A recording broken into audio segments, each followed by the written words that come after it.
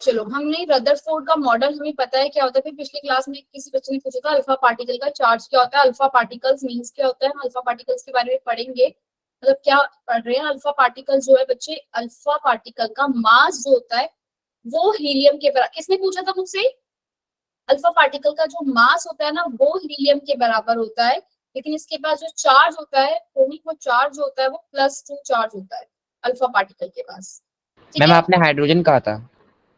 अरे नहीं, helium helium. ही कहा था। हीलियम का था, लेकिन मैंने हीलियम का पूछा था, किसी ने मुझे चार्ज क्या होगा, तो हीलियम का चार्ज मुझे लगा हीलियम का चार्ज पूछे, तो मैं हीलियम का बता रही थी कि न्यूट्रल होगा।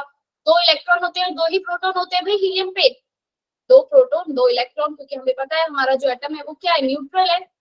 अगर अल्फा पार्टिकल की बात करें तो अल्फा पार्टिकल की एनर्जी जो होती है वो ज्यादा होती है, मतलब स्पीड में कोई जाएगी तो ये इसका जो हीलियम अल्फा पार्टिकल है इसके पास जो चार्ज होता है वो +2 का होता है। ठीक है। रदरफोर्ड का मॉडल मैं एक्सप्लेन करूं, क्या किया था रदरफोर्ड ने।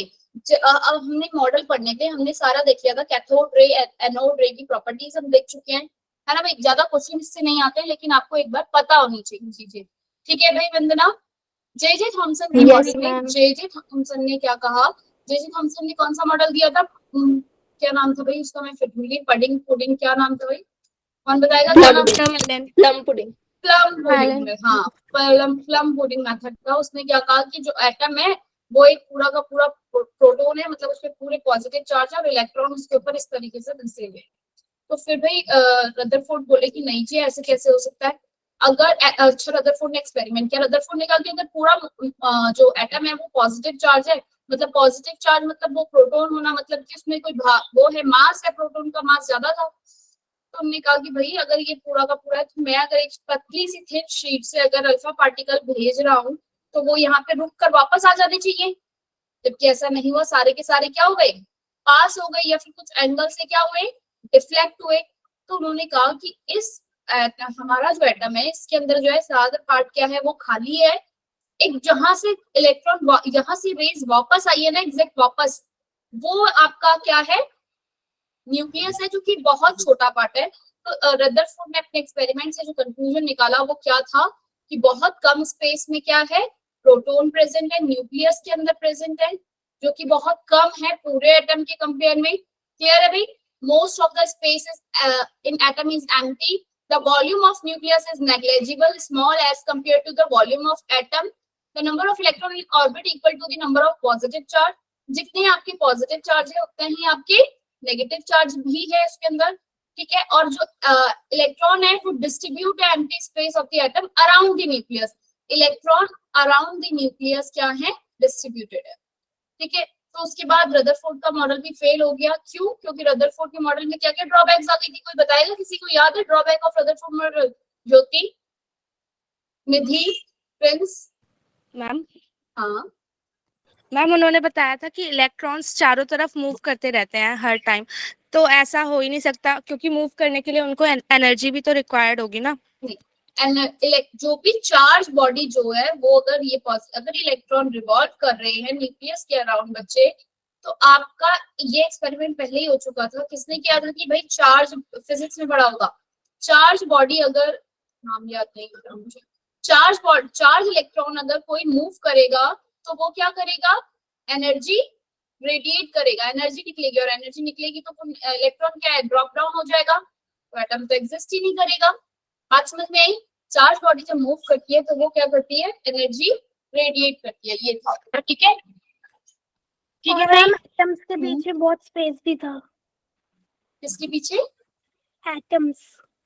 हाँ, एटम्स के बीच में स्पेस में, ये तो ठीक बोला था, एटम के बीच में स्पेस है, लेकिन ये जो बोला था ना इलेक्ट्रॉन तो घूम रहे हैं। और दूसरा क्या था भाई, ये हाइड्रोजन को एक्सप्लेन नहीं कर पाए थे। प्लीज कोई बायोलॉजी की रिकॉर्डिंग वीडियो वाली से कैलाश गुप्ता जी रुक जाइए। लेबा आ गई क्या? अभी पहले देखो, बायो की क्लास में तुम केमिस्ट्री का ध्यान करो और केमिस्ट्री क्लास में बायो का ध्यान करो, कुछ नहीं समझ में आएगा, ऐसे काम नहीं चलेगा। और ऐसा होता भी है, ये सिर्फ तुम्हारे साथ नहीं, ऐसा सबके साथ होता है, लेकिन उस चीज को रोकना है आपको। तुम कभी भी देखना, तुम केमिस्ट्री पढ़ रहे होगे, तुम्हें लगेगा कि नहीं नहीं अभी थोड़ा सा ये वाला चैप्टर जैसे ये पढ़ लेते हैं, फिजिक्स का कर लेते हैं, फिर जब फिजिक्स पढ़ोगे तो लगेगा नहीं नहीं थोड़ा सा बायो का पढ़ लेते हैं। जो हम पढ़ रहे होते हैं एक्चुअली वहां हमारा ध्यान कभी जाता ही नहीं है, तो ध्यान इस तरफ लेकर आओ। समझ रहे हो? लिंक जमा कर दिए यहाँ चैट पे। चलो भाई, कुछ कहना है किसी को? No ma'am. No ma'am. No ma'am. ठीक है, कहाँ पहुंच रहे थे हम? ड्रॉबैक ऑफ रदरफोर्ड मॉडल हमने पढ़ लिया। उसके बाद आ जाओ किस पे? आपके पास आया, कौन आया भाई? हमें इलेक्ट्रॉन का चार्ज पता चल गया, मास पता चल गया। ठीक है, किसने डिस्कवर किया? जे थॉमसन ने। प्रोटॉन को किसने डिस्कवर किया है? गोल्डस्टीन ने। और गोल्डस्टीन का नाम आता है प्रोटॉन को डिस्कवर करने के लिए। रदरफोर्ड ने किसके बारे में बताया था? न्यूक्लियस के बारे में। ठीक है, न्यूट्रॉन का नाम किसके लिए आता है? जेम्स चैडविक ने करा न्यूट्रॉन का। उसने बताया न्यूट्रॉन का जो वो है मास है, वो बराबर है किसके? प्रोटॉन के मास के बराबर है। ठीक है भाई, ये कुछ आपके पास जो इसमें ये दिख रहा है स्क्रीन पे, क्या लिखा है? अनकॉमन फंडामेंटल पार्टिकल की। इसके अलावा और भी कुछ होते हैं, पॉजिट्रॉन, एंटी न्यूट्रॉन, मेसॉन्स, ये सब नहीं पढ़े है ना आपने? मन हो तो पढ़ लेना। ठीक है भाई, ये शीट आएगी ना, पढ़ लेना इसको। एटॉमिक मास और ये सब कर सकते हो भाई, इजीली तुम बता सकते हो मुझे कि अगर मेरा एटॉमिक मास किसी चीज का 35 है, प्रोटॉन 17 है, न्यूट्रॉन कितने होंगे? 35 माइनस 17 और इलेक्ट्रॉन कितने होंगे? 17। और एक बात मुझे ये बताओ कि आपको ये पता है कि अगर मेरे पास कोई एटॉमिक मास है, किसी का एटॉमिक मास 38 है सपोज, और वो एटम के ऊपर इसका पूछा है, इसका मास बताओ, इसके बताओ कितना होगा? नंबर ऑफ प्रोटॉन पूछे हैं सबको। नंबर ऑफ प्रोटॉन है आपके इसमें 16, इलेक्ट्रॉन आपसे पूछे हैं 13 हाँ, A3 प्लस है तो इसमें से 3 इलेक्ट्रॉन निकल चुके हैं, मतलब यस मैम। ये बात पता है ना? इलेक्ट्रॉन प्लस का चार्ज जब इलेक्ट्रॉन निकल गए और नेगेटिव का चार्ज जब इलेक्ट्रॉन ऐड हुए। ठीक है, चलो ये बात भी पता चली। इलेक्ट्रोमैग्नेटिक रेडिएशन क्या होता है? इलेक्ट्रोमैग्नेटिक रेडिएशन, जब मेरे पास मेरी जो वेव्स हैं, वेव्स के पास इलेक्ट्रिक और मैग्नेटिक प्रॉपर्टीज दोनों है, तो उसे मैं क्या बोलती हूँ? Electromagnetic radiation. क्लियर है? ये दिख रहा है सामने, electromagnetic radiation, oscillating electric magnetic field or electromagnetic radiation. The direction of oscillation and electric and magnetic field की डायरेक्शन क्या रहती है? perpendicular to each other. अगर आपके पास अगर कोई इलेक्ट्रिक फील्ड, ये इलेक्ट्रिक रेडिएशन है, वो इस तरीके से अगर है, तो आपके जो मैग्नेटिक की होगी वो क्या होगी? परपेंडिकुलर। मतलब अगर एक हॉरिजॉन्टल है तो ये कैसे? समझ में आ गई बात? बना नहीं पा रही हूँ मैं, पर तुम्हें समझ में आ गई बात? इलेक्ट्रिक फील्ड और मैग्नेटिक फील्ड एक दूसरे की क्या होती है? परपेंडिकुलर। इलेक्ट्रिक रेडिएशन और मैग्नेटिक रेडिएशन। अच्छा, हम ये क्यों पढ़ रहे हैं अभी हम बताऊंगी। पहले वेव लेंथ क्या होता है, फ्रीक्वेंसी क्या होता है, ये सब तुम्हें पता है, पर एक बार फिर से देख लो। वेव लेंथ मीन्स क्या होता है भाई? ये हमारी वेव है, ठीक है। ये क्या है? क्रेस्ट। इस जो ऊपर होता है उसे क्या बोलते हैं? क्रेस्ट बोलते हैं। जब आपके पास फ्रीक्वेंसी यहाँ पे ज्यादा वो है, बढ़ गया, और कम हो गया तो क्या बोलते हैं इसको? क्रेस्ट। क्रेस्ट और एक क्रेस्ट और दूसरी क्रेस्ट के बीच का जो डिस्टेंस होता है बच्चे, इसको क्या बोलते हैं हम? पढ़ा है? किसको पता है वेवलेंथ क्या होता है? फ्रीक्वेंसी क्या होता है? वेवलेंथ। अगर मैं उस वेवलेंथ को ही मैं डिनोट करती हूँ किससे? लैम्डा से। क्रेस्ट और दो क्रेस्ट के बीच का जो डिस्टेंस होता है वो क्या होता है आपका? वेवलेंथ। यहाँ से लेके यहाँ, दिख रहा है स्क्रीन पे? क्लियर है? जूम करूँ आप? ठीक है? Yes ma'am. अब ठीक है? यस। ठीक है ना? वेवलेंथ बच्चे क्या होता है? Wavelength of wave is define the distance between two consecutive crest और ट्रफ। ये जो आपका नीचे गया ये क्या है? ट्रफ। और ये क्या है आपका? क्रेस्ट। दो क्रेस्ट के बीच का जो डिस्टेंस है वही क्या होता है आपका? लैम्डा, मतलब कि वेवलेंथ। फ्रीक्वेंसी मींस क्या होता है बच्चे?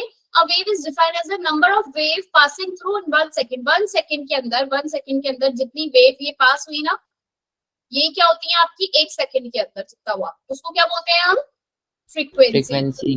वेलोसिटी मींस क्या हुआ आपका 1 सेकंड में कितना वेव ने डिस्टेंस ट्रेवल किया है, 1 सेकंड में जितना डिस्टेंस ये ट्रेवल किया वही आपकी क्या है, इसकी वेलोसिटी है।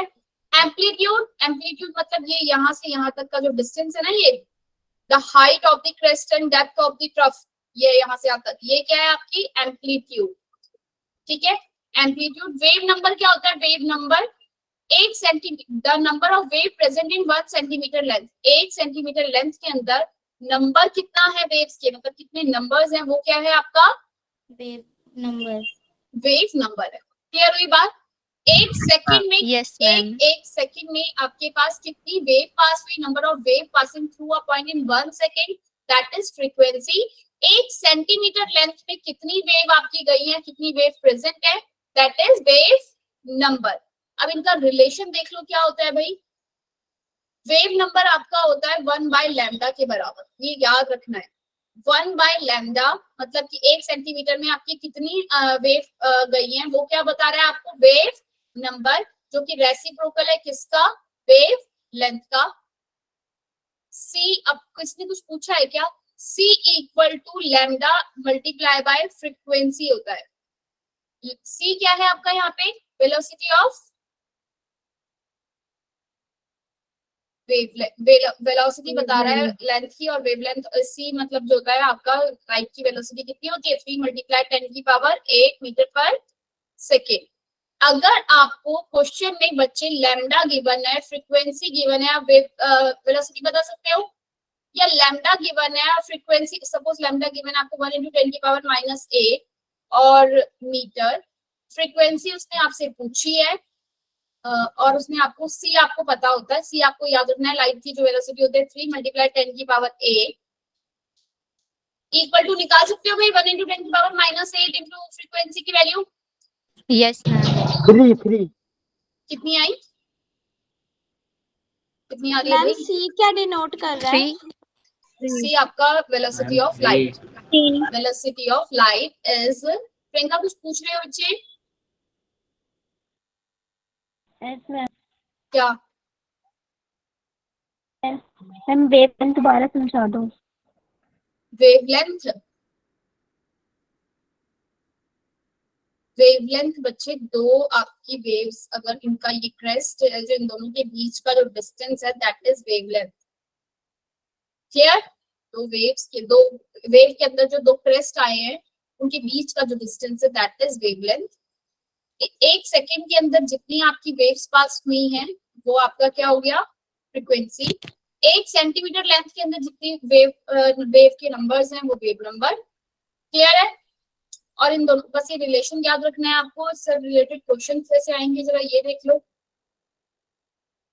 नहीं है भाई, इसमें तो क्वेश्चन नहीं है मेरे पास अभी, लेकिन आपको मैं करवाऊंगी। ठीक है?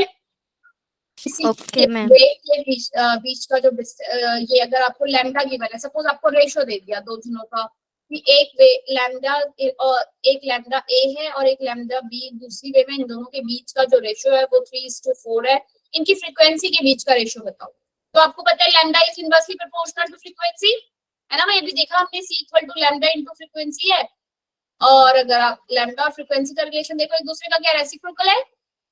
अगर A और B के वेवलेंथ के बीच में 3:4 का रेशियो, तो इनकी फ्रीक्वेंसी भी कितना की रेशियो हो जाएगा? 4:3। यस और नो? Yes ma'am. ठीक है, अब जरा ये बताओ मुझे, फिर आप लोगों ने एक्स-रेज के बारे में पढ़ा है हमने, है ना?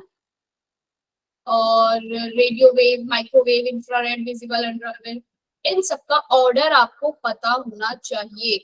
दिख रहा है आपको? रेडियो वेव, क्या बच्चे? रेडियो वेव, माइक्रोवेव, और कौन सी थी? Radio wave, microwave, infrared wave और यूवी, विजिबल। ठीक है भाई? इंफ्रारेड वेव, विजिबल पहले आएगा, इंफ्रारेड के बाद ये ऑर्डर, इंफ्रारेड, विजिबल और वेव, और उसके बाद यहाँ पर यूवी वेव्स, जैसे जैसे आप इस तरफ जाते जा रहे हो, इस डायरेक्शन में जा रहे हो, तो आपका वेवलेंथ ऑर्डर क्या है, बढ़ रहा है। वेवलेंथ का, रेडियो वेव का वेवलेंथ अगर ज्यादा है बच्चे, तो इसकी फ्रीक्वेंसी क्या होगी, कम। हमें पता है एक्स रे, मुझे इस तरीके से cosmic rays, X rays, gamma rays, ठीक है भाई, gamma rays, X rays, X rays का जो ये है वेवलेंथ है, जो वो क्या है बच्चे, अगर ये इन सबसे वेवलेंथ कम है इसकी, तो इसकी फ्रीक्वेंसी क्या होगी, ज्यादा। एक्स रेज की फ्रीक्वेंसी ज्यादा होती है, तभी तो वो एनर्जी इतनी ज्यादा तेजी से हमें बॉडी के सारे वो दिखने लगता है। एक्स रेज का यूज करते हैं हम किसके लिए, एक्सरे लेने के लिए करते हैं ना, क्या बोलते हैं भाई, एक्सरे जाते हैं, क्या होता है उसमें, वो हमारी बॉडी से पास हो रही है, ज्यादा उसकी फ्रीक्वेंसी उसकी ज्यादा है, उनकी वेवलेंथ क्या है, कम है, फ्रीक्वेंसी क्या होती है उसकी ज्यादा होती है। ये ऑर्डर आपको पता होना चाहिए, ठीक है। यूवी, फिर विजिबल, फिर इंफ्रारेड, उसके बाद क्या था, माइक्रोवेव और रेडियो वेव थी ना, माइक्रोवेव और रेडियो वेव, ठीक है। ये वेवलेंथ का ऑर्डर है, ठीक। इसका अपोजिट किसका हो जाएगा, फ्रीक्वेंसी का। कर लोगे भी, एग्जाम में क्वेश्चन आ जाता है कभी कभी, फ्रीक्वेंसी का ऑर्डर बताओ या फिर उसका बताओ, तो आपको पता होना चाहिए। ऐसे याद रख लेना, मैंने याद रखा है कि जैसे ये ऑर्डर जो दिया हुआ है, इसमें आपको याद रखना है कि एक्सरे की फ्रीक्वेंसी ज्यादा होती है, मतलब उसकी वेवलेंथ क्या होगी, कम। क्लियर है, cosmic, Yes, ma'am. Gamma, X ray, UV, visible, infrared, microwave, infrared और माइक्रोवेव और फिर रेडियो वेव, ठीक है भाई, इसको याद रख लेना एक बार ऑर्डर को। अब बात करते हैं पार्टिकल ऑफ नेचर। अब ये हम सब पढ़ क्यों रहे हैं, हमें पता चला था ना कि हमारे पास ये जो निकल रही है, ये पार्टिकल की तरह भी काम कर रहा है, लाइट की तरह भी काम कर रहा है, जो इलेक्ट्रॉन निकल रहा है। बड़ा अभी हमने देखा था ना रद्दर, उसमें एक्सपेरिमेंट जो हमने किया एनोड वाला, वो है ना, इसलिए हम इसके नेचर, इसके प्रॉपर्टीज के बारे में पता चला कि ये वेव की तरह भी काम कर रहा है और पार्टिकल की तरह भी काम कर रहा है। तो यानी कि इसकी कोई ना कोई एक ये फॉर्मूला दिया गया कि एनर्जी जो भी होती है इसकी, वो इक्वल टू होती है एच न्यू के बराबर। ये क्या है, न्यू क्या है, इसकी क्या किससे डिनोट करती हो, ये फ्रीक्वेंसी। ये क्या है बच्चे, आपका फ्रीक्वेंसी है। अगर आपके पास न्यू की वैल्यू, आप फ्रीक्वेंसी अगर आपको पता है कितना दे रहा है वो, आप एच से, एच क्या है बच्चे, कांस्टेंट है, प्लैंक कांस्टेंट, ये प्लैंक ने दिया था, जिसकी वैल्यू क्या है, कोई बताएगा, किसी को पता है, किसी को पता है प्लैंक कांस्टेंट की वैल्यू, पढ़िए कहीं, बुक खोलिए अपनी कोई भी उठा के। एच की जो वैल्यू है 6.625 10 की पावर -34 होती है, और ये आपको याद रखनी है। जैसे आपने एवोगैड्रो नंबर याद रखा है ना, ऐसे ही इसके साथ कंफ्यूजन नहीं करना है, और ये याद रखनी है 10 की पावर ये -34 है, याद रखना, जूल से माइनस का 34 है। फिर बोल रही हूँ इसको अपने एवोगैड्रो के साथ कंफ्यूज नहीं करना है। आप अगर आपके पास फ्रीक्वेंसी की वैल्यू है तो आप एच की वैल्यू निकाल सकते हो। अगर आपको क्वेश्चन में गिवन है वेवलेंथ ऑफ, किसी की wavelength of A particle is 10 angstrom, आपको ये कन्वर्जन आना चाहिए। 10 एंगस्ट्रॉम को मीटर में कन्वर्ट करोगे तो क्या आएगा, 1 × 10 की पावर -10 मीटर। किसी ने देखा भाई अपना फर्स्ट, ये आपके फिजिक्स में पढ़ लिया ये कन्वर्जन वाला part, Ritesh, Vandana, Deepti, Shikha? No ma'am. No ma'am. तो आपको ये एंगस्ट्रॉम मतलब पता है क्या होता है? No ma'am. नैनोमीटर पता है क्या होता है? Yes ma'am. Yes ma'am. अगर आपका 1 नैनोमीटर लिखा है तो इस बात का मतलब क्या है कि क्या लिखा है, कितने मीटर, 10 की पावर -9 मीटर, ठीक है। ऐसी एंगस्ट्रॉम लिखा है तो इस बात का मतलब है कि 1 × 10 लिखा है ना, 1 एंगस्ट्रॉम है तो 1 × 10 की पावर -10 मीटर, ठीक है। ऐसी आपकी बुक में जो चार्ट दिया ना, एक बार उसे देख लेना, पिकोमीटर में 10 की पावर -12, माइक्रोमीटर 6, देखा है ना, का चार्ट दिया ना बुक के अंदर, एक उसको एक बार देख लेना, क्योंकि वैल्यूज आपकी ऐसे ही दी गई होंगी, आपको उसको कन्वर्ट करना। अब आपके पास वेवलेंथ है बच्चे, फ्रीक्वेंसी है, आप निकाल सकते हो वेवलेंथ से फ्रीक्वेंसी। वेवलेंथ अगर 1 × 10 की पावर -10 मीटर अगर आपको गिवन है तो आप फ्रीक्वेंसी निकाल सकते हो। अभी हमने फॉर्मूला देखा, C = frequency multiply by lambda, frequency निकाल सकते हैं C डिवाइडेड लैम्डा करके। C की वैल्यू क्या है, वेलोसिटी ऑफ लाइट, लैम्डा की वैल्यू आपको गिवन है 3 × 10 की पावर 18, आपका क्या आ गया फ्रीक्वेंसी की वैल्यू आ गई, एच की वैल्यू आपके पास है, एनर्जी पूछ ली जाएगी तो निकल जाएगा, हाँ या ना? Yes, ma'am. Yes, अगर ma'am. आपके पास किसी भी चीज की फ्रीक्वेंसी अगर आपसे एनर्जी पूछ ली जाए और लैम्डा की वैल्यू गिवन है तो आप उसका एनर्जी निकाल सकते हो ना? Yes, yes, ma'am. Yes, ma'am. ठीक है। Yes, ma'am. तो हम ये सब क्यों पढ़ रहे हैं अभी बताएंगे आगे। बोहर ने मॉडल दिया था ना अपना, बोहर ने क्या मॉडल दिया था भाई? तो पहले इलेक्ट्रोमैग्नेटिक स्पेक्ट्रम ही पढ़ लेते हैं, बोहर के मॉडल के बारे में बाद में बात करेंगे। आपके पास एक प्लेट ली, ठीक है, ये प्लेट है आपकी पास, एक प्लेट ली गई, एक एक्सपेरिमेंट परफॉर्म किया गया, इसमें उन्होंने एक रेज यहाँ पर एनर्जी कुछ एनर्जी से उन्होंने रेज यहाँ पे दी, जिसकी एनर्जी कितनी थी, एच न्यू। बात समझ में आई? एच न्यू इसकी एनर्जी थी। तो यहाँ से कुछ नहीं हुआ, जब थोड़ी देर बाद रेज देने के बाद कुछ एनर्जी, अगर मैं कोई फ्रीक्वेंसी से अगर कुछ रेज डाल रही हूँ इसका मतलब मैं उसमें एनर्जी दे रही हूँ, और वो एनर्जी किसके बराबर है, एच मल्टीप्लाई बाय फ्रीक्वेंसी, आया ना? Yes, ma'am. Yes, ma'am. वो पहले तो एनर्जी जो आपने भेजी उससे तो कुछ इफेक्ट नहीं हो रहा था, थोड़ी देर बाद वहां से इलेक्ट्रॉन निकला जिसकी कुछ वेलोसिटी थी, कुछ वेलोसिटी से वो इलेक्ट्रॉन बाहर निकला। तो ये जो एनर्जी आपने दी ये इक्वल टू किसकी हो गई, जो एनर्जी इस यहाँ पर इस प्लेट ने एब्सॉर्ब करी वो, ठीक है, प्लस जितनी फ्रीक्वेंसी से वो क्या निकला, mv स्क्वायर। आपका जो काइनेटिक एनर्जी का फॉर्मूला होता है इसका mv स्क्वायर, जिस वेलोसिटी से वो बाहर निकला उसकी काइनेटिक एनर्जी प्लस जितनी उसने क्या करी, उसने एब्सॉर्ब करी, वो इक्वल टू किसकी थी, टोटल एनर्जी की। हमें पता है एनर्जी वेस्ट तो होती नहीं है, एक फॉर्म से दूसरे फॉर्म में कन्वर्ट हो जाती है, हाँ या ना? Yes, ma'am. Yes, है ना भाई? Yes, ma'am. एच न्यू हमने इस एक्सपेरिमेंट को एक बार देख लो, फोटो इलेक्ट्रिक इफेक्ट इसे हम बोलते हैं। यहाँ पर क्या हो रहा है कि एक लाइट दिख रहा है, ये एक्सपेरिमेंट जो हो रहा है ऊपर, मैंने भी बनाया था, बहुत गंदा मैंने बनाया था, पर तुम यहाँ पे अच्छे से देख लो। लाइट से यहाँ से हमने एक लाइट भेजी, ठीक है, कुछ फ्रीक्वेंसी की वो लाइट होगी, उसकी कोई एनर्जी होगी एच न्यू, ठीक है, उसमें मेटल सरफेस में जब मैंने उस पर भेजा तो थोड़ी देर तक तो कोई भी इलेक्ट्रॉन नहीं निकला, थोड़ी देर बाद उसमें से एक इलेक्ट्रॉन जो है वो बाहर निकला। The number of electron ejected in proportional to the intensity of brightness of light. मतलब जितनी ज्यादा इंटेंसिटी से मैं लाइट भेज रही थी उतना ही ज्यादा इंटेंसिटी से इलेक्ट्रॉन क्या हो रहे थे, फिर बाहर निकल रहे थे। और वो इलेक्ट्रॉन कब तक नहीं निकले मैम, जब तक एनर्जी पास नहीं हो, तब तक वो इलेक्ट्रॉन नहीं निकले थे जब तक कि वो अपने उसके वर्क फंक्शन, मतलब कि जो उसकी वैल्यू थी ना, थ्रेशोल्ड फ्रीक्वेंसी तक उसकी वैल्यू नहीं पहुंची, तब तक वो चीज बाहर नहीं निकली। अब मेरे को एक बात बताओ, इसको एक कुछ डेली लाइफ के एग्जांपल से ले लो। अगर आपने किसी चीज में से बाहर मिट्टी आपने करनी है, जब तक आप उस एनर्जी से नहीं दोगे, पत्थर नहीं मारोगे, वो बाहर उछल के नहीं आएगा ना।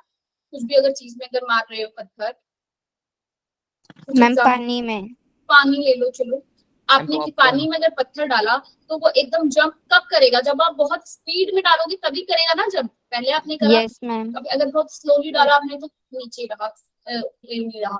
जब आपने उसमें बहुत स्पीड से डालोगे तभी तो वो बाहर आएगा, मतलब कि अपने। तो ऐसी मेटल पे हमने जब तक लाइट मारी तो जब तक इसकी थ्रेशोल्ड फ्रीक्वेंसी है, थ्रेशोल्ड फ्रीक्वेंसी मतलब उसकी जो एनर्जी, जो इनिशियल जो इसके अंदर एब्जॉर्ब करने, जब तक वो थोड़ी देर तो एब्जॉर्ब कर पा रहा था, सहन करने की क्षमता, ठीक है ना, सहन कर रहा था। उसके बाद जैसे ही उसकी मतलब हो गया भाई, एनर्जी बहुत ज्यादा थी, जितनी उसने एब्जॉर्ब करनी थी कर पाया, बाकी की एनर्जी कहाँ लगी, इसके इलेक्ट्रॉन बाहर निकालने में। बात समझ में आई?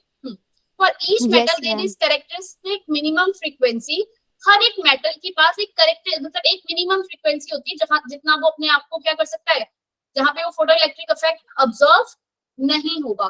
फोटो इलेक्ट्रिक इफेक्ट मींस बच्चे क्या, आपका जो मेटल है, मेटल, इस पे जब आप कोई रेज मार रहे हो तो ये क्या करेगी, इलेक्ट्रॉन बाहर निकालेगी, और ये इलेक्ट्रॉन कुछ इलेक्ट्रॉन की कुछ अपनी लाइट शो करेगा, ठीक है ना। जब निकलेगी इलेक्ट्रॉन जब निकल रहा है तो वो क्या करेगा, मेटल लाइट शो करेगा कोई, जब मैं इसको किसी प्लेट पे और दूसरी जगह पे ऑब्जर्व करूंगी तो लाइट आएगी। तो ये लाइट इलेक्ट्रॉन जो निकल रहे हैं नंबर ऑफ इलेक्ट्रॉन पे डिपेंड करेगी। अगर आपके पास ये मेटल है, कोई अलग अलग मेटल की अलग अलग थ्रेशोल्ड फ्रीक्वेंसी, मतलब सहन करने की क्षमता अलग अलग होगी। बात समझ में आ गई? न्यू नॉट से उसको मैं डिनोट कर रही हूँ। एनर्जी जो आपने टोटल दी। ई नॉट मतलब वर्क फंक्शन, जो उसकी एबिलिटी है कुछ अपने आप को ऑब्जॉर्व करके। ई से नहीं, इसको वर्क से डिनोट कर लो, या तो वर्क जो आपने पूरा टोटल दिया, वर्क फंक्शन जो उसकी एबिलिटी है जितना उसने एब्जॉर्ब करने की उसमें थी। उसके बाद जो इलेक्ट्रॉन निकला उसमें कुछ एनर्जी नहीं होगी, 1/2 mv² उसकी काइनेटिक एनर्जी। ये आपका रिलेशन होता है किसके लिए बच्चे? ये फोटोइलेक्ट्रिक इफेक्ट है। बात समझ में आया? Yes ma'am. जब तक वो फोटोइलेक्ट्रिक इफेक्ट शो नहीं कर रहा है उस वाले फर्क को क्या बोलते हैं? वर्क फंक्शन, या फिर उसको थ्रेशोल्ड फ्रीक्वेंसी बोलते हैं अगर फ्रीक्वेंसी की बात करूं तो। बात समझ में आई? जब तक वो फोटोइलेक्ट्रिक इफेक्ट शो नहीं करेगा, ठीक है। These electron, the kinetic energy of these electron increase with increase in frequency of light. Kinetic energy electron की वो बढ़ती जाएगी जैसे जैसे मैं फ्रीक्वेंसी बढ़ाती जाऊंगी, ठीक है। When photons of sufficient energy strike on electron in the atom of metal, it transfers energy instantly of electron during collision. इसको तुम पढ़ लेना अपने आप, जो मैंने बताया है ये सारा वही लिखा है, ठीक है भाई। अब क्वेश्चन कैसे आता है कि मैंने इतनी फ्रीक्वेंसी से कुछ भेजा और जो उसकी थ्रेशोल्ड फ्रीक्वेंसी थी वो इतनी थी, काइनेटिक एनर्जी बताओ कितनी होगी? निकाल लोगे? आपको पता है एच म्यू इक्वल टू क्या है? H mu naught plus 1/2 mv²। ये फॉर्मूला मेरे पास आ गया है। कभी कभी क्वेश्चन आता है कि इतना वर्क डन हुआ है, वर्क फंक्शन ये है, और ये निकालो, काइनेटिक एनर्जी निकालो। 1/2 mv² equal to kinetic energy होता है, ये बात सबको पता है? Yes yes ma'am. Yes, so ma'am. गए भाई तुम सारे लोग। Yes ma'am. हाँ, Bhumika no ma'am. Yes ma'am. Vandana कह रही है कि हम सो गए मैडम, उठाओ हमें अब मैम थोड़ा सा। मैंने नहीं कहा। फिर किसने बोला? है ना भाई अंजलि? क्या करूं भाई मैं, अब तुमको उठाना ही पड़ेगा। अच्छा एक बात और, पिछली जो मैंने भेजी है, जो डीपीपी अभी भेजी है, एक एक्सरसाइज वाला पार्ट, उसको एक बार सॉल्व करना, उसमें बहुत अच्छे अच्छे क्वेश्चन है, ठीक है भाई। Okay ma'am. देखो Okay, उठा ma'am. दिया मेरे को, उसमें से कम एक क्वेश्चन भेज के अपना नाम और वो लिख के भेज दो मुझे, ताकि मुझे पता रहे कि तुम हाँ पढ़ते हो, मैम ठीक फर्स्ट है। पार्ट करा है अभी तो बस। Okay ma'am. हाँ, टेस्ट में इस बार अच्छा स्कोर आना चाहिए। अब की बार ऐसा नहीं होना चाहिए नाजो कि भाई क्वेश्चन सॉल्व नहीं हो रहे। और भी कोई है नाजो की तरह जिससे बिल्कुल कुछ सॉल्व ही नहीं हो रहा, कुछ समझ ही नहीं आ रहा? लक्ष्मी, कृष्टि, विमल हो रहे हैं? वंशिका, सोनिया, सोना सिंह, कुछ कोई तो हाँ ना जवाब तो दो भाई।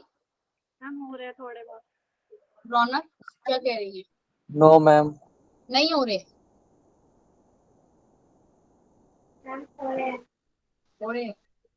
चलो अब इस पे आ जाओ फिर से, इस वाले पार्ट पे। आपके पास ये फॉर्मूला आ गया है फोटो इलेक्ट्रिक इफेक्ट का, कि आपको क्वेश्चन आपके बुक के अंदर है, कोई करे क्वेश्चन? देखे बुक के अंदर के, कभी खोल के एक बार भी? सेकंड चैप्टर के, अभी तक फर्स्ट चैप्टर पे ही लगे हो यस मैम। क्या? अरे यस या नो के पीछे बताया करो भाई, मेरे को पता नहीं चलता। 2 क्वेश्चन मैंने एक साथ पूछ लिया, तुम किसका यस बोल रहे हो मुझे कैसे पता चलेगा? मैम क्वेश्चन देखा हूँ। Calculate energy of 1 mole of photon, 1 mole of photon of radiation. अरे वाह, गजब, बहुत अच्छे। बोलो जल्दी से। Radiation whose frequency is 5 × 10⁻14 Hz। ऐसे ही पढ़ा करो बच्चे, अपनी बुक निकाल के बैठा करो साथ में। और क्योंकि मैं तो आपको एग्जांपल करवा रही हूँ, फिर उसके बाद आप उससे एक्सरसाइज के क्वेश्चन भी पूछो कि भाई ये तो हो गया मैम, लेकिन ये पीछे एक्सरसाइज में जो दिया है ये नहीं हो रहा। और निकल सकता है क्वेश्चन आसानी से। फ्रीक्वेंसी आपको गिवन है, आप कैलकुलेट कर सकते हो एनर्जी फोटोन की। उसने 1 मोल पूछा है, 1 मोल में कितने होते हैं आपको पता है? E H new. 1 मोल में कितने आपके हो जाएंगे? नंबर ऑफ इलेक्ट्रॉन कितने होंगे? 6 × 10 की पावर 6.625 into 10 की पावर -34। अरे वो तो एच की वैल्यू मैंने भी बताया भी था भाई। मैंने आपको बोला भी था कि एच की वैल्यू को उसके साथ कंफ्यूज मत करना। एच की वैल्यू है 6.626 × 10 की पावर -34। उसने मुझसे 1 मोल के पूछे, इसलिए 1 मोल के जो 1 इलेक्ट्रॉन के 1 मोल के लिए कितने होंगे भाई? 6.02 × 10 की पावर 23 होंगे ना? Yes ma'am. आई जो विल गेट एच मल्टीप्लाई, हाँ 6.636 है। ओके 6.636 नहीं 6.626 ही होता है इंटू 10 की पावर -34। ऐसे भी इतना कम नंबर है, किसी को मल्टीप्लाई करोगे तो ज्यादा कुछ फर्क नहीं पड़ेगा। 6.626 से करना है लेकिन, ठीक है। नेक्स्ट जरा मुझे बताओ, एक वो वाला क्वेश्चन कर लेते हैं। अब ये क्वेश्चन नंबर इसका जो 2.7 वाला है वो हो जाएगा अपने आप। बोलो भाई, अगर मुझसे, अच्छा जो फॉर्मूला है वो ये है, E multiply number of photon multiply H multiply new. अगर आपको एनर्जी गिवन है, H गिवन है, न्यू गिवन है, तो आप नंबर ऑफ फोटोन निकाल सकते हो। बोलो भाई, अगर आपके पास एनर्जी गिवन आ जाए, आपके पास, आपने ये भी निकाल लिया, H न्यू की वैल्यू भी निकाल लिया, आप नंबर ऑफ फोटोन कितने यूज हो रहे हैं वो भी निकाल लोगे। Yes ma'am. ठीक है। अब जरा आप एक्सरसाइज के सारे क्वेश्चन जो है मेरे ख्याल से कर सकते होंगे। क्वेश्चन एक और देख लो, एक और एग्जांपल। आप इसकी बैक एक्सरसाइज की जितने भी क्वेश्चन है आपके फोटोइलेक्ट्रिक इफेक्ट के, वो खुद करने हैं। वर्क फंक्शन भी बोलते हैं, याद रखना इसको। W नॉट मीन्स क्या, वर्क फंक्शन नॉट, ये जो है क्या मतलब है इसका, H न्यू नॉट, ये थ्रेशोल्ड फ्रीक्वेंसी का जो वर्क निकला है इसको वर्क फंक्शन भी बोल रहे हैं आप। क्लियर है। द थ्रेशोल्ड, भाई बोलो कौन बोल रहा था।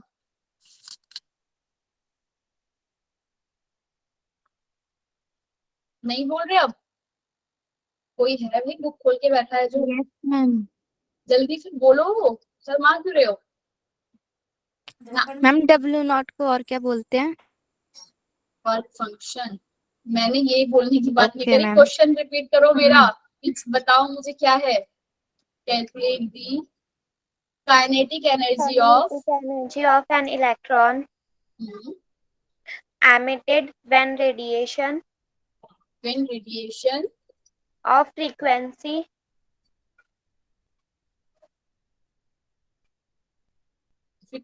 equal to 1 into 10 की पावर 15 per second। हो जाएगा question. Hit the metal, hits the metal. Question में दिख रहा है आपको क्या क्या गिवन है। थ्रेशोल्ड फ्रीक्वेंसी गिवन है आपको, काइनेटिक एनर्जी पूछी है और न्यू भी गिवन है आपको, रेडिएशन भी गिवन है जिस रेडिएशन से आपने भेजा, प्लस आपको sorry equal to H nu naught भी आपको गिवन है, आपको काइनेटिक एनर्जी निकालनी है। हो जाएगा क्वेश्चन।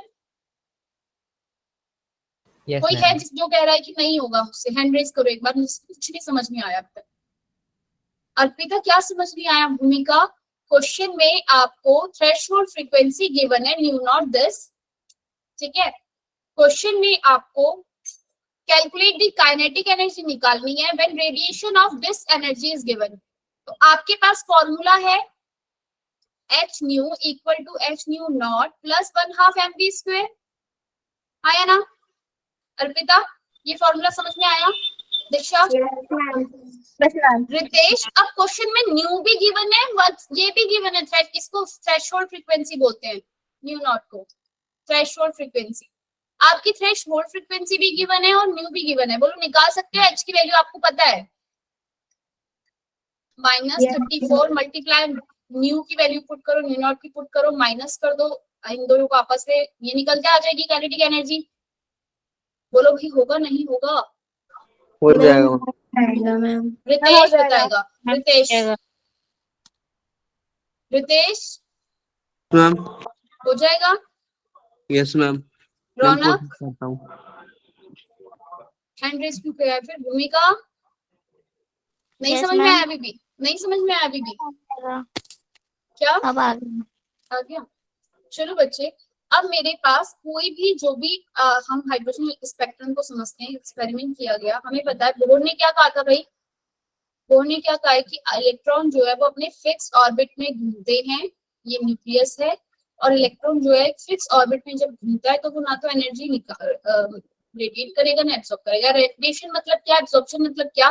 बच्चे इलेक्ट्रॉन जब आपका नीचे से ऊपर जब जंप करेगा तो क्या करेगा, यहाँ से नीचे से ऊपर जब जंप करेगा तो क्या करेगा, एक एनर्जी एब्सॉर्ब करेगा। क्या करेगा, एनर्जी एनर्जी एब्सॉर्ब करेगा। और जब ये ऊपर से नीचे आएगा लोअर एनर्जी में, मतलब ये लो से हाई एनर्जी में जा रहा है तो एनर्जी एब्सॉर्ब करेगा और फिर हाई एनर्जी में पहुंच गया। जब ये ऊपर हाई एनर्जी से लो एनर्जी में आ रहा है तो ये क्या करेगा, हाई एनर्जी से लो एनर्जी में आ रहा है तो एनर्जी रेडिएट करेगा। क्लियर हुई बात। नीचे की तरफ जब वो आया तो उसने क्या करी, कुछ एनर्जी अपनी रेडिएट करी। वही चीज तो मैं ये कर रही हूँ। किस एच न्यू जो है मैंने कितनी एनर्जी थी उसके पास, उसमें से उसने कितनी रेडिएट कर दी। ठीक है, रेडिएट जो ये करी इसने वो क्या है, रेडिएशन हम इसको बोलते हैं। और एब्जॉर्ब जब कर रहा है तो क्या बोल रहे हैं कि वहां पे क्या हो रहा है, एब्जॉर्प्शन हो रहा है। क्लियर है ये बात? Yes, ma'am. बोलो please. Yes, ma'am. Yes, ma'am. ठीक है, अब आ जाओ कुछ हम ये क्वेश्चन इसमें दिए हुए हैं, ये अपने आप कर लोगे भाई। अभी हमने बहुत से क्वेश्चन जो है कर लिए हैं। इसके अंदर जो क्वेश्चन है वो अपने आप खुद करके देखना। ठीक है भाई, करोगे? Yes, ma'am. Okay, ma'am. Important फॉर्मूले जो आपको याद रखने हैं, तो जरा ध्यान से देख लो। ये पढ़ लिया आपने फिजिक्स में, F इजिकल टू में K Q1 Q2 R square होता है। No, ma'am. No ma'am. अरे तो फिजिक्स में क्या पढ़ा भाई आपने? Force Mathematical tools. Mathematical tools. अच्छा, जब दो चार्ज बॉडीज आपस में अगर आई हैं, उनके बीच का जो चार्ज है मल्टीप्लाई बाय आर स्क्वायर और आर स्क्वायर, और ये के फोर्स के डायरेक्टली प्रोपोर्शनल होता है। ठीक है, फोर्स का ये फॉर्मूला होता है, फोर्स के Q1 multiply Q2 are square. ठीक है, और सेंट्रीफ्यूगल फोर्स क्या होता है पता है? मैम सेंटर पे लगता है। सेंट्रीफ्यूगल फोर्स, आपके पास जब आप कोई बॉडी ऐसे घूम रही है गोल गोल गोल गोल, सेंटर से फोर्स। साइंस में ये लगता है सब कुछ नहीं होना। पूछ लेना भाई, जो ऐसे पता ना हो ना, जैसे मैं बोल दूं कि हाँ ये होता है, ये होता है, तो मुझसे पूछ लो भाई मैम ये क्या है, थोड़ा सा अपने अंदर भी रखो भाई ये क्या है, मुझे ऐसा लगेगा पता है बच्चा पढ़ कर आया है। पर लेकिन हाँ मुझे समझ में आ रहा है कि तुम लोग 10th से आए हो, बिल्कुल नए हैं, तुम्हें कुछ भी नहीं पता। वैसे ये काम, ये फोर्स वाला फॉर्मूला हम कहीं और भी पढ़ते हैं भाई 10th में, Yes, ma'am. Gravitational force. Gravitational वाले के अंदर। ग्रेविटेशन, हाँ हाँ हाँ, फोर्स M1 M2 वाला कुछ इस तरीके से पढ़ा होगा आपने। अरे सेंट्रीफ्यूगल फोर्स जो होता है बच्चे, mv स्क्वायर अपॉन में r, ये एक फॉर्मूला होता है। ठीक है, क्या ये आपके पास जब कोई बॉडी ऐसे सर्कल में घूम रही है, न्यूक्लियस से एक धागा लेके कुछ करते हैं, ऐसे करके घुमाते हैं, तो सेंटर की तरफ क्या हो रहा है, एक फोर्स लग रहा है। Yes ma'am. Yes, ma'am. ठीक है, वही फोर्स जो है वो आपका क्या है, mv स्क्वायर अपॉन में r होता है। क्या होता है, mv स्क्वायर अपॉन में r होता है। R. ठीक है, फोर्स, एक फोर्स आपके दो तरीके के। अब आपके पास जो ये न्यूक्लियस है, इसके सराउंड में इलेक्ट्रॉन जो है वो घूम रहे हैं। बोर ने क्या कहा था, electron revolve in fix orbit, electron revolve in fixed orbit, और उस ऑर्बिट का एंगुलर मोमेंटम, उस ऑर्बिट का एंगुलर मोमेंटम जो है वो क्या होता है, ऐसे जिसे डिनोट करती हूँ NH2 पाई के बाद। n क्या है इसमें आपका, जो भी वो शेल है, नंबर ऑफ शेल। n क्या दिखा रहा है, बता रहा है इसमें आपको, number of Shell. Shell. Angular momentum means क्या हुआ भाई, कोई बताएगा? एंगुलर मोमेंटम मीन वर्ड मतलब क्या हुआ? एंगुलर मोमेंटम पढ़कर आना जरा, ये एंगुलर मोमेंटम जो वर्ड है ये है क्या? ठीक है, Okay, ma'am. हाँ, बोहर ने क्या कहा कि भाई एक इलेक्ट्रॉन है जो वो घूम रहा है अपने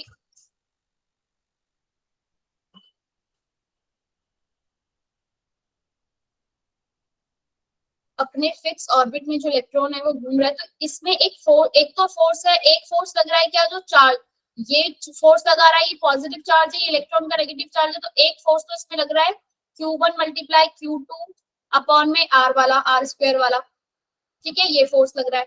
दूसरा फोर्स क्या लग रहा है भाई, जो कि किसके बराबर है, जब ये जो खींच रहा है अपनी तरफ ये वाला फोर्स, और जो इसका सेंट्रीफ्यूगल फोर्स है जो इसे सेंटर से अपनी तरफ खींच रहा है, दो फोर्स लग रहे हैं ना भाई, एक इस डायरेक्शन में लग रहा है, इस डायरेक्शन में लग रहा है, तभी तो बॉडी एक ही जगह पे रुकी हुई है, नहीं तो अंदर नहीं आ जाता। बात समझ में आई क्या बोल रही हूँ मैं?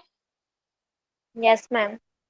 अगर Q मीन चार्ज बच्चे, चार्ज Q नेगेटिव, इलेक्ट्रॉन का कोई चार्ज होगा ऐसे, Q1 मतलब कि दूसरा पॉजिटिव वाले का चार्ज, Q2 मतलब ये नेगेटिव वाले का। क्लियर है, एक पॉजिटिव वाले के लिए, एक नेगेटिव वाले के लिए।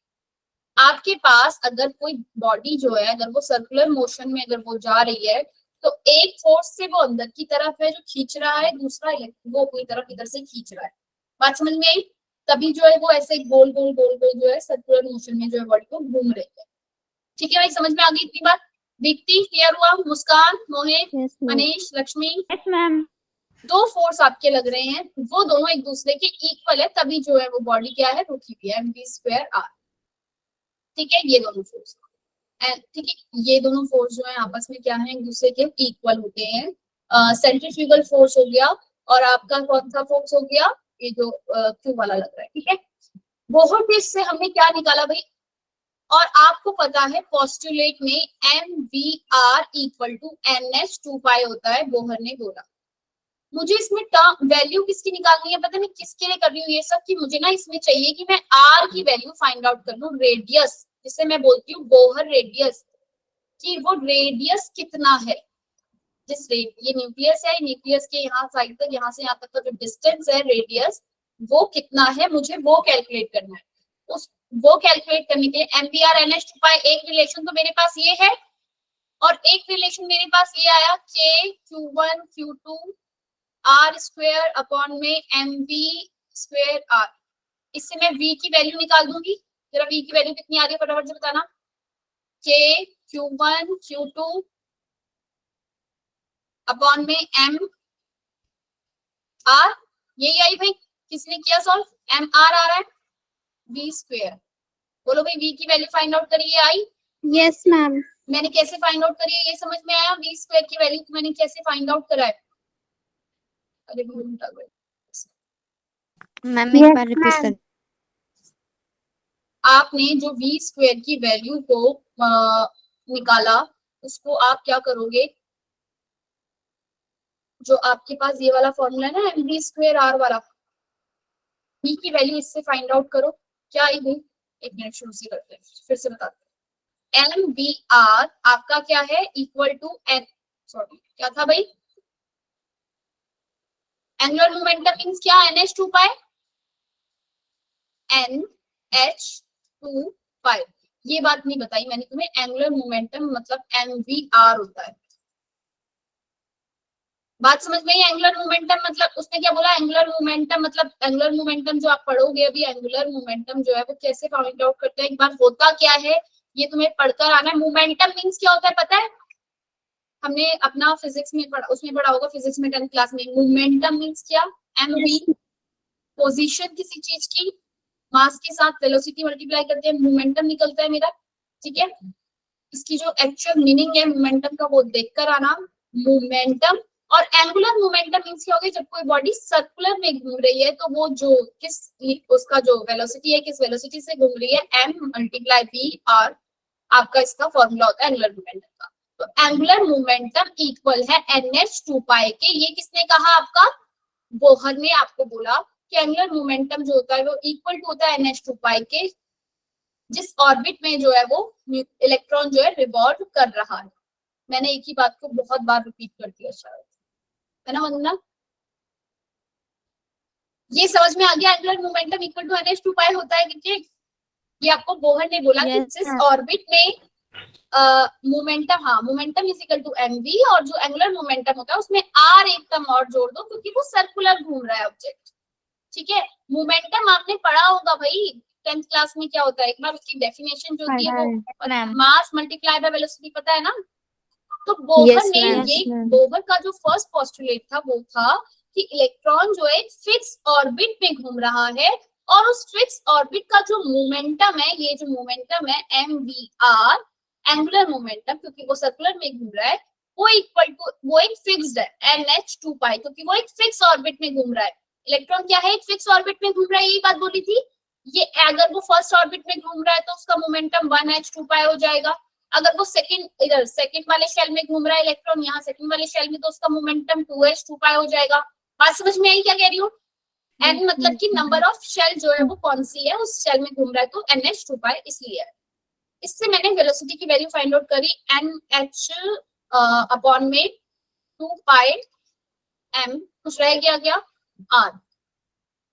क्लियर है, ये वेलोसिटी की वैल्यू आई। इसको स्क्वायर मैंने किया, v square equal to n square h square 4 pi square m square r square, ये मेरे पास v स्क्वायर की वैल्यू आ गई। v स्क्वायर की वैल्यू को आप पुट करोगे अपने ये वाले फॉर्मूले में, कौन सा वाला, k equal to q1 q2, आगे क्या था भाई, r square equal to mv square upon में r, यहाँ पर ये जो mv स्क्वायर की वैल्यू है इसे पुट कर दो, जो आपने किससे निकाली है, बोहर वाले से। कितनी आई है v स्क्वायर की value, n square h square 4 pi square n square v v कहाँ से आएगा, r स्क्वायर, r अच्छा हाँ r वैल्यू निकाल दो आप, ठीक है, r स्क्वायर के बराबर आई, ठीक है।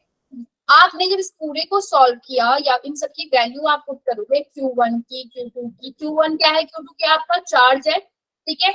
ये सारी वैल्यूज जो है आपस में क्या है, कांस्टेंट है। यहां से जब आप R की वैल्यू निकालोगे तो वो इक्वल टू आएगी दिस, R इक्वल टू आपका आ रहा है क्या, R को इधर, यहाँ R को आप अकेला छोड़ना है आपको, जो मैंने अभी सारा फॉर्मूला किया ना उसमें आगे ये डेरिवेशन आपके इंपॉर्टेंट नहीं है, कुछ भी नहीं आएगा इसमें से, बस आपको ये पता होना चाहिए कि वैल्यू आ कहां से रही है। बात समझ में आई कैसे आई, पहले आपने निकाला क्या, एंगुलर मोमेंटम, ठीक है, आपने पहले क्या निकाला है, एंगुलर मोमेंटम निकाला है, और उसके बाद एंगुलर मोमेंटम से वेलोसिटी की वैल्यू फाइंड आउट करेगी, इससे वेलोसिटी, और इस वेलोसिटी को आपने फोर्स वाले जो फॉर्मूला था उसमें पुट किया है, ठीक है। तो अब ये याद करने की तो चीज नहीं है, तो मेरे ख्याल से तुम याद नहीं करोगे। Q1 और Q2 को मल्टीप्लाई करना है Z से, Z क्या है इसमें, एटॉमिक, Z क्या है भाई, आपका जो भी सब्सटेंस है उसका एटॉमिक नंबर, ठीक है भाई, ओके मैम Yes, ma'am. ठीक है, जितने भी आपका तो आपने जो वैल्यू है जब फाइंड आउट करी इसके पूरे को सॉल्व करके, तो R और ये Q1 की वैल्यू जो भी आपके चार्ज, मास ऑफ चार्ज, ये चार्ज की वैल्यू कितनी, 10 में माइनस 19 कूलम, यस Q1 की वैल्यू, Q1 Q2 की वैल्यू रखी है ऐसी, K कांस्टेंट की वैल्यू, ये सारी वैल्यूज जो है फिक्स है, मास ऑफ इलेक्ट्रॉन भी आपका फिक्स है, सारी वैल्यू जो जो कांस्टेंट है, H की वैल्यू आपके पास है, पाई की वैल्यू है, जिस चीज की भी वैल्यू उन सबकी वैल्यू पुट करें तो आपका 0.0529 आया।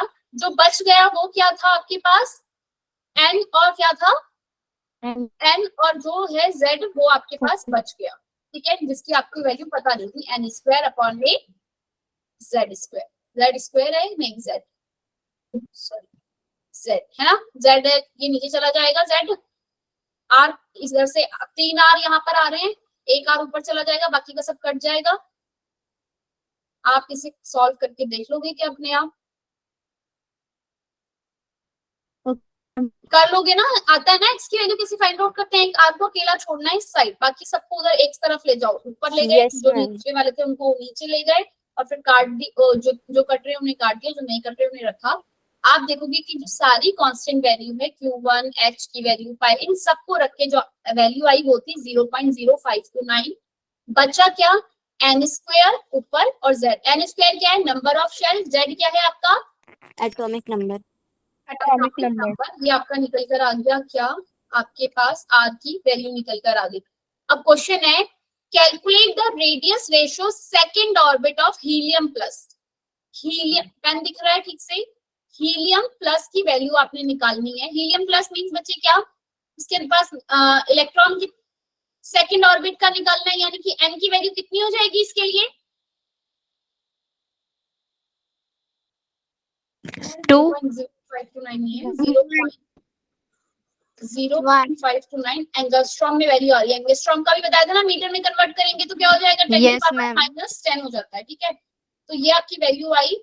अब अगर मुझे हीलियम किसके लिए निकालनी है, सेकंड ऑर्बिट के लिए हीलियम की सेकंड ऑर्बिट के लिए अगर मुझे वैल्यू निकालनी है, तो आप क्या लिखोगे, n की वैल्यू क्या हो जाएगी वहां पर 2, 2 हीलियम का एटॉमिक नंबर कितना होता है 2, रेडियस निकाल सकती हूँ मैं 0.529 मल्टीप्लाई n की वैल्यू कितनी होती है, n 2 square, by 2 n square second orbit के लिए 2 स्क्वायर अपॉन में 2, 4 हाँ वैल्यू निकालोगे कितनी आएगी भाई, कर लोगे, Yes, 0.529 को मल्टीप्लाई करना होगा आपको 2 से, कितना आ रहा है, कोई बता रहा है आंसर, रितेश, रोहित, अब मुझे सिर्फ इतना बताओ, जिससे कुछ भी समझ नहीं आया ना अभी तक, कुछ भी कि क्या फॉर्मूले हैं, कहाँ रखने हैं, क्या रखने हैं, तो डेरिवेशन आपके एग्जाम में नहीं आएगा। बस आपको इतना याद रखना है कि अगर बोहर का मुझे रेडियस निकालना है, किसी चीज में रेडियस पूछ लिया है, तो रेडियस का फॉर्मूला क्या है 0.529 मल्टीप्लाई n स्क्वायर अपॉन में z एंगस्ट्रॉम, ठीक है भाई, याद रहेगा हाँ या ना, हाँ Yes, ma'am. 1.05. मैम 1.058 आ रहा है. वो answer 1.058 angstrom. Yes, ma'am. Answer किसमें होएगा आपका? एंगस्ट्रॉम में आएगा, बस इतना याद रखना. क्लियर है ये बात? अब मुझे क्वेश्चन कैसे आता है, मुझे ऐसे ही पूछ लिया जाएगा, रेशियो बताओ. अब बताओ हाइड्रोजन के वन ऑर्बिट का जो रेशियो है हीलियम के सेकंड ऑर्बिट से बताओ. हमेशा ये जो फॉर्मूले है ना, बोर रेडियस वेक्टर, ये सब आपका हाइड्रोजन लाइक स्पीशीज के लिए काम करते हैं. किसके लिए? Hydrogen like species. Hydrogen like species मतलब कि क्या?